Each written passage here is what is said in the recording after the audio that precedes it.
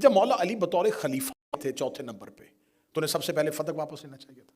احمقانہ سوال ہے, عاقلانہ دلیل دینے لگا ہوں. پہلے جملے سے یہ بات کہہ رہا ہوں کہ فدق ملکی ہے. فدق جناب زہرا کی ملکیت ہے. جناب زہرا نے دربار میں کھڑے ہو کے اپنی ملکیت کا سوال کیا, انہوں نے ان کی ملکیت واپس نہیں کی.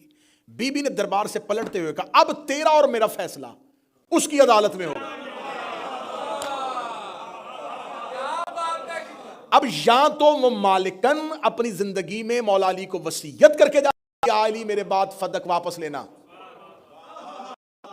تو اب جب مولا علی بطور خلیفہ آتے تو اب علی پہ تھا کہ علی کے اوپر ایک وصیت ہے بطور قرض, وہ کہہ کے گئی اب آپ کو طاقت ملے, اقتدار ملے, اختیار ملے, لے لینا. بی بی نے تو نہیں کہا, بی بی نے کہا یہ معاملہ اب اللہ کی عدالت میں. تو جو فائل سپریم کورٹ میں چلی گئی ہو, لوئر کورٹ اس مقدمے کو نہیں لا سکتے. وہ سپریم کورٹ کو نہیں کہہ سکتے جی آپ نہ سنیے گا ہم سننے لگے.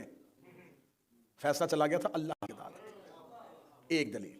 دوسری دلیل یہ ہے رسول اللہ نے جب مکہ چھوڑا ہجرت کر کے گئے, رسول اللہ کا جو اپنا گھر تھا جو ذاتی جس میں مکہ میں رہتے تھے اب وہ تو چھوڑا ہے, بھرا گھر چھوڑ کے واپس آ. جب رسول اللہ فتح مکہ پہ پہنچے تو رسول اللہ نے چاہا کہ میں اپنے آبائی گھر کو دیکھوں, وہ جو ہمارا پرانا گھر تھا, میرا وہ جو باپ دادا کا گھر تھا وہ کہاں ہے. انہوں نے کہا یا رسول اللہ جب آپ مکہ نا تو ابو لہب نے اس پہ قبضہ کر لیا تھا, تو اب وہ ابو لہب نے کسی کو آگے بیچ دیا ہے تو وہ اسی کے پاس ہے. رسول اللہ نے کہا اچھا ٹھیک ہے. صحابہ نے کہا یا رسول اللہ تو طاقت ہے پاس, آپ کے باپ آپ کی بچپن گزرا ہے وہاں پہ, آپ کی کچھ یادیں ہیں وہاں پہ, اب ہم ہی جاتے ہیں جا کے اس کو نکالتے ہیں اس مشرک نکال کے اور فوراً ہم آپ کو وہ ملکیت واپس لے کے جاتے ہیں. رسول اللہ کا جملہ سننا. رسول نے فرمایا نہیں میں وہ گھر واپس نہیں لوں گا. کیوں یا رسول اللہ؟ فرمایا کیونکہ ابو لہب نے میرے گھر پہ قبضہ کیا ہے, میں واپس لے کے اس کی سزا میں کمی نہیں کرنا چاہتا. کہاں چلے گئے ہیں یار؟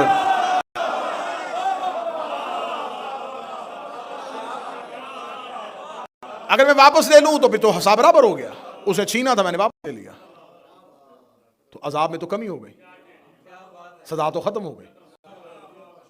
میں یہ سزا نہیں ختم کرنے دوں. علی واپس لے لیتے تو آج سزا تو ختم ہو جاتی.